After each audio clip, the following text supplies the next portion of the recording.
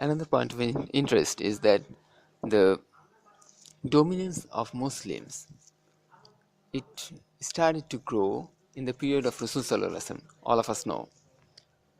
Now let's discuss when it started and when it fell. We all know that it started in Medina and it failed to actually kneel at some other point of time. Okay. Now,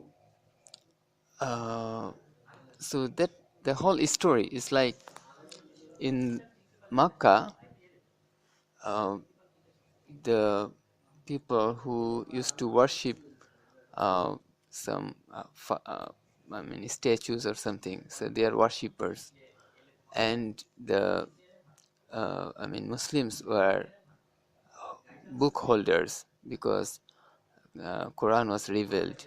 Okay, so between worshippers and book holders, it was found that the worshippers used to beat up the book holders. That's the condition in Makkah. Okay, and in the global context, it was also found that the Persians, who were the worshippers of fire or something, used to actually were beating up or they were fighting with Romans who were Christians and so book holders, and the condition was that Persians were winning over Romans. So in the global context also, the worshippers were beating up the book holders. Can you follow me, brother? Okay.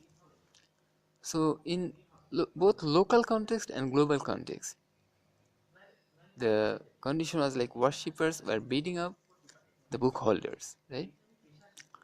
Okay, and so the worshippers were proud of that. They were, they used to argue that so the power is in favor of them.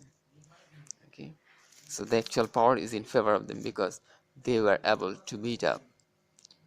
So the Allah revealed the verses of Surah Rome, Gulibatul Rome, okay, so which stated that Rome will win.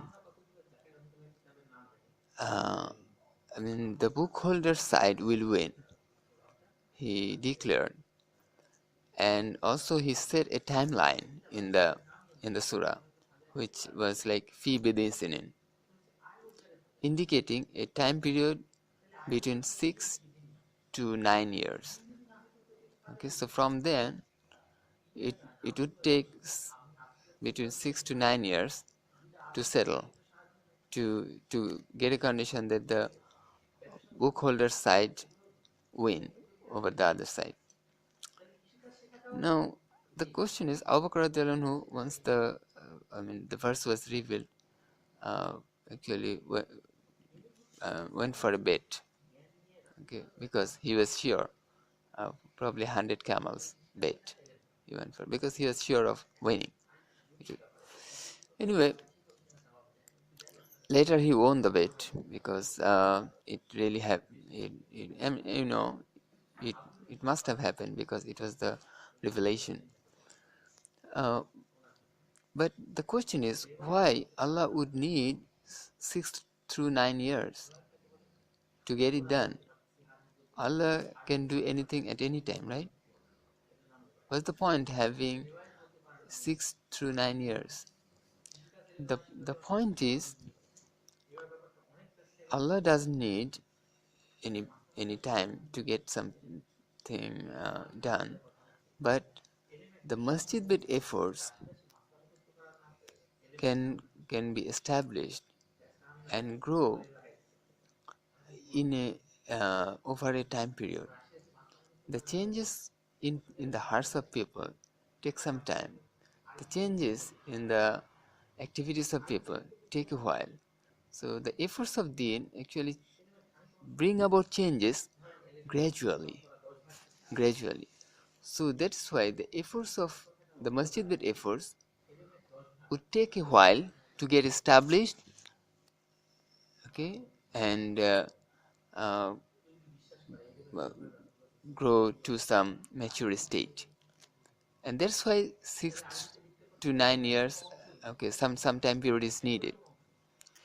And according to the prediction, after 7 years, it really happened in the Battle of Badr.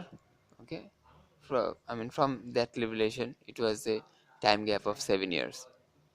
In the Battle of Badr, the Muslims side won, and also in the global context, the Romans won in the same year. Okay, so in both local context and global context, the book holder side won. Oh, I was mistaken. Bedicinin indicates 3 to 9 years. I said 6 to 9 years. I apologize for my mistake. Actually, it would be 3 to 9 years, not 6 to 9. Now you see, that's the beginning of the establishment of Muslim dominance in the world. And from then on, the Muslim dominance started.